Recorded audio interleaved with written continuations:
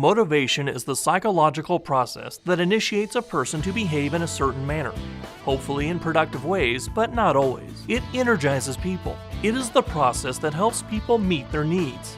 With understanding, we can use it to our advantage, so a brief description of the process is warranted. As a tangential issue, you will note that there isn't any provision for motivating others, only for providing opportunities for them to become motivated to motivate themselves.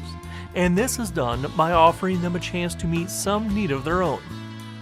Motivation is a multi-step process that begins with needs: physical, emotional, and social.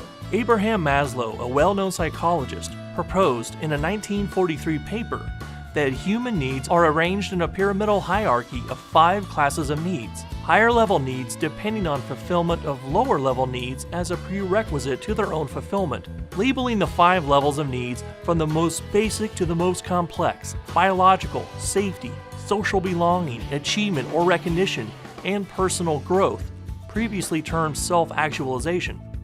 There are probably many different ways of classifying and/or describing our needs, but Maslow's works, as well as any other, probably better than most. The process of motivation begins with needs. At the first stage, when a need is unmet, a person begins to experience a subtle sense of discomfort, at first below awareness, but the longer the need goes unmet, the more discomfort is experienced until it forces itself into conscious awareness. If the unmet need is lower on the hierarchy, it trumps unmet higher needs. For example, if a person's biological need for food is unmet, it will ultimately demand attention to the exclusion of needs for security or recognition. We will risk a great deal to avoid starvation. When the second stage of clear discomfort is reached, we embark on the psychological process of identifying and labeling the source of our discomfort, as in labeling the pain in my stomach as hunger.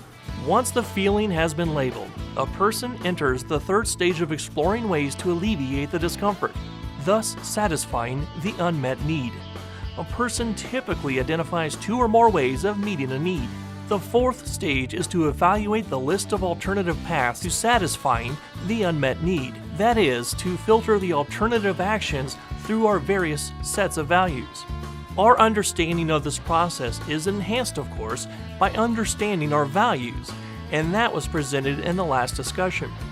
The best or most preferred way of meeting the unmet need, the highest priority value, is typically selected, but if there are unreasonable or insurmountable obstacles present, then the next best is typically selected. The fifth and final stage is to finally act or behave in a way that will actually satisfy our unmet need. Some might refer to the entire process of activating behavior to meet a need as motivation. Furthermore, some might refer to the feelings associated with drawing discomfort to our attention, or encouraging a repeat of the behavior through experienced positive and reinforcing behavior as emotion. The significance of this presentation is that it might help you to discover how you experience your needs, options you have to meet your needs, and the ways you most value to meet your needs. Don't let them just happen, but consciously select those that will best serve your mission in life.